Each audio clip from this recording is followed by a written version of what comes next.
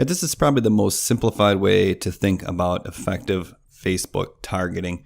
And what we're going to do is we're going to look at a situation where we compare interests to behaviors to narrow our audience. So we're going to get in the detailed targeting section here. And the first thing we're going to do is we're going to look at interests. Let's do fitness and wellness, okay? So what we're thinking about is people who might be interested in gym equipment or workout plans or lose weight or eat better or be healthy.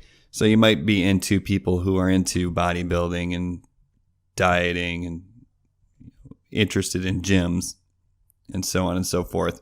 When you get this, physical exercise, physical fitness, running, weight training, yoga, Zumba, these are all people who are interested in some sort of activity to make themselves feel better, look better, so on and so forth. But, that's going to give us a pretty big audience. We're looking at 113 million people in the United States that are interested in, health and fitness, essentially.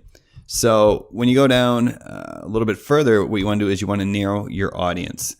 And this time what we're going to do is we're going to narrow by behavior. So what we're doing is we're starting with our broad interests and then narrowing it down by behaviors. And it's a little tricky to get down there sometimes, but what we want to do is we want to look for, we want to get down to purchase behaviors is what we're looking to get down to. And then you get down here to sports and outdoors under purchase behavior, and you can find fitness. And this is 20 million people who are likely to buy fitness products. Now, where this data comes from is this comes from actual transactional data. Facebook partners with credit card companies, payment processors, so on and so forth in order to get this data. So what you did is you just went down from, I think we were at 113 million people who might be interested in physical fitness, and we narrowed it by a behavior, which is a purchase behavior for fitness equipment. That got us down to 11 million people. And it depends on the niche. Obviously the health and fitness niche is huge. So when you start with your general interest and then narrow it down by a purchase behavior, it's still going to give you a pretty big audience. If you could at this point narrow even further, if your niche was big and by another behavior, for instance, and maybe you wanted to, let's see if we can just search for it. And then there you go. You can even narrow it down one further by targeting online buyers as well. And once again, the most important thing is that it's a behavior. We're going to start with interests and then narrow by behaviors.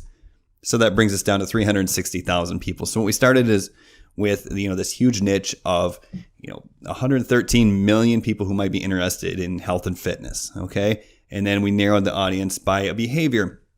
And these were purchase behaviors, people who are likely to purchase fitness products. And that got us down to, I think, was 11 million. And then so if your niche is huge like this, as we just stated, then go ahead and narrow it down again by another purchase behavior. And then we narrowed it down to online buyers and got us down to a 360,000 target audience that is most likely to buy our fitness product online. And once again, if your niche is not as big as health and fitness, maybe you would just start with your interests and then narrow by one purchase behavior, which would be most likely to purchase, things that are in your niche. Or if you have to go down a little bit further, then you can narrow even further, and it just depends on the size of your niche.